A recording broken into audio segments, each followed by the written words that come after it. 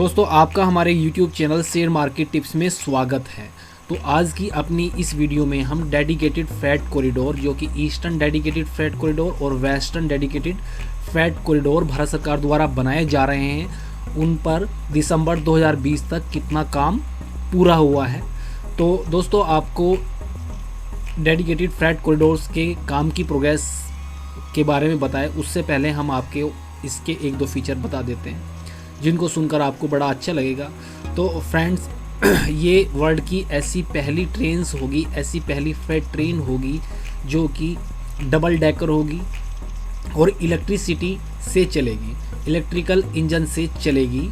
तो ये ऐसी पहली ट्रेन होगी। यहाँ पर जो क्लियरेंस है ओवरहेड लाइंस का ग्राउंड से वो 7.1 मीटर काफ़ी ज़्यादा रखा गया है, जिससे इसके नीचे से डबल डेकर ट्रेन पास हो सके। और ये वर्ल्ड में ऐसी पहली ट्रेन है जिसमें 12,000 HP के इंजन लगा होगा। इतनी पावर के इलेक्ट्रिकल इंजन वर्ल्ड में कहीं भी यूज़ नहीं होते और इस ट्रेन को खींचने के लिए ऐसे 2 इंजन की ज़रूरत होगी।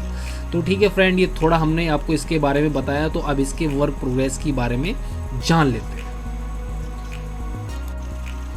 तो फ्रेंड यहाँ पर ये आपके सामने दोनों डेडिकेटेड फ्रेट कॉरिडोर की यहाँ पर प्रोग्रेस रिपोर्ट है, EDFC की भी है, WDFC की भी है। तो प्रोजेक्ट इन ब्रीफ देख लेते हैं। Total length of eastern and western DFC वो है 2843 किलोमीटर। इसमें एक्सेप्ट सोनागर दनकोई सेक्शन, इसमें सोनागर दनकोई सेक्शन शामिल नहीं है, जिसमें ईस्टर्न की है 1337 किलोमीटर, वेस्टर्न की है 1506 किलोमीटर।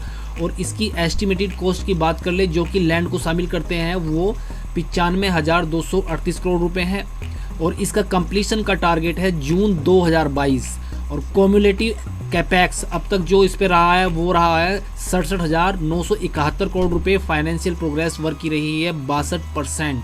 तो ये एंडिंग दिसंबर 2020 का डाटा है। अब ईस्टर्न कॉरिडोर की बात कर लेते हैं कि किसने फंडिंग की है और कितना उस पर खर्च आएगा। तो आप यहाँ पर देखिए, लुधियाना से मुगल सराय 1200 किलोमीटर का ये सेक्शन है, इसको फंडिंग कर रहा है वर्ल्ड बैंक।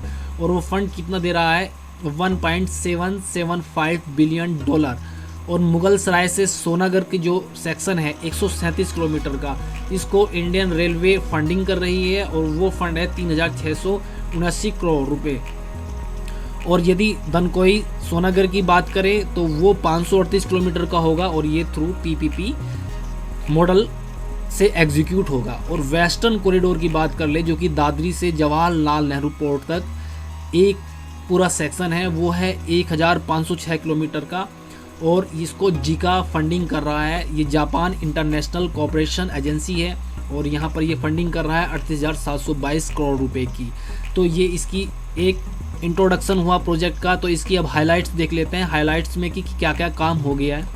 तो आप यहाँ देखिए, इनागुरेशन हो गया है भापुर खुर्जा सेक्शन का। ये कब हुआ है, honourable PM dedicated the 351 kilometre Khurja Bhaupur section of EDFC and state of the art operation control centre in Prayagraj. तो इनका जो ऑपरेशन होना है उसका जो कंट्रोल सेंटर बनाया है वो प्रयागराज में बना है, दोनों का, EDFC का भी और वेस्टर्न डेडिकेटेड फ्रेट कॉरिडोर का भी। तो टू द नेशन ऑन 29/12/2020। तो दिसंबर 29 में इसका इनॉग्रेशन हो गया है 351 किलोमीटर खुर्जा भापुर सेक्शन का।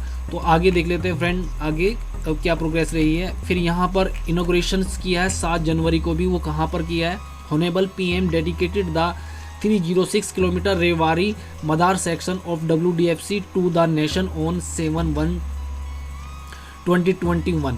तो फ्रेंड यहाँ पर ये वेस्टर्न फ्रेट कॉरिडोर का भी 306 किलोमीटर का सेक्शन रेवाड़ी से मदार तक खोल दिया गया है।